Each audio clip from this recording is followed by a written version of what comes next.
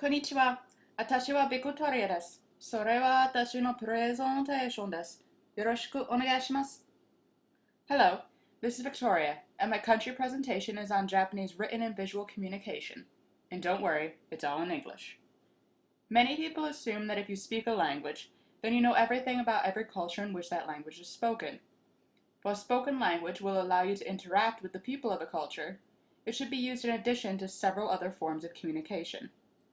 The written and visual communication of a culture can give strong insight into the values and history of the nation, two aspects that are critical when trying to understand a culture, but not necessarily verbally obvious.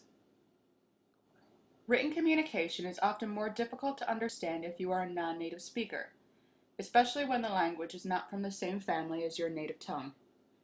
Where verbal communication allows you to use the nonverbal communication and tone fluctuation of the speaker as well as the language, the written word has nothing but itself. The Japanese written language is considered to be, like its spoken counterpart, extremely difficult to understand. This is in part due to multiple writing systems of kanji, hiragana, and katakana, used in conjunction with each other. Much of the written communication section of this presentation was written with reference to a Japanese textbook called Genki. The citation can be found at the end of the slideshow. Kanji is often what the Western world thinks of when it sees Japanese, and is the strongest cause for the casual comparison of the Japanese and Chinese languages, as kanji originated in China and were then borrowed by the Japanese. These complex characters can involve anywhere from 1 to 84 strokes. A stroke is a time that you pick up your brush or pen to start a new part of the character. Now, before you get hand cramps just thinking about it, it is unlikely to see a kanji with such a large number of strokes. In fact, computers can only generate a character with 33 or less. The kanji on this slide is bara, or rose. It is considered one of the most difficult characters to master due to the significant number of strokes and the use of several radicals. Now, what is a radical, you ask? According to the Japanese language section of About.com, a radical is what gives the kanji its meaning. Each character is made up of one or more radicals which, in combination, tell you what a character means. Take this character, for example. This character is sakura, or cherry blossom. The radical in the front means tree, the radical at the top means headdress or crown, and the radical at the bottom means woman. So it literally means a woman with a crown sitting under a tree. Wonder why this suddenly turned into meaning a pretty pink flower? This is where knowing your history comes in, as cherry blossoms are considered royal flowers, so it would be natural for a woman wearing a crown to be sitting under a sakura tree. Further notes on character breakdown can be found at the Japan America Society of Greater Philadelphia's website. The reference is at the end of the slideshow. The second form of writing is hiragana. Hiragana is classically known as the language of women. According to a Japanese history professor at the University at Albany, at the time kanji arrived from China, it was the only form of writing used, and due to its complexity, required several years of study before it could be mastered. Like many other countries during this time, this caused written language to only be used by government officials and scholars, leaving majority of the country illiterate. While many did not have time to worry about not knowing how to read and write, highborn women did not like that they were left out of the loop, and so they devised their own form of writing, hiragana.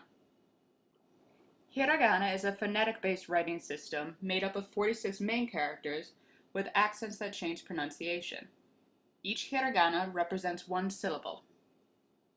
Today, hiragana is often used for middle words, such as from, to, and conjugation. Verbs, nouns, and adjectives are often written in kanji. While recently speaking to my host sister Keiko in Japan, she mentioned that in elementary schools there, where kanji is being introduced for the first time, small hiragana is often written above the characters, sort of like subtitles to aid students in learning the pronunciation. This character, hataraku, or to work, changes from one meaning-based kanji to four phonetic-based hiragana, ha, ta, ra, ku. Both have the same meaning, but one is significantly easier to write. Katakana is the last form of writing, and, like hiragana, it is phonetic-based.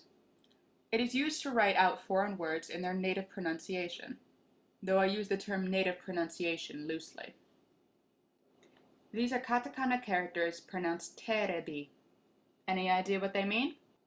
If you guessed TV, then you're right. I told you the term was used loosely. Now that you are an expert on hiragana, katakana, and kanji, let us move on to visual communication.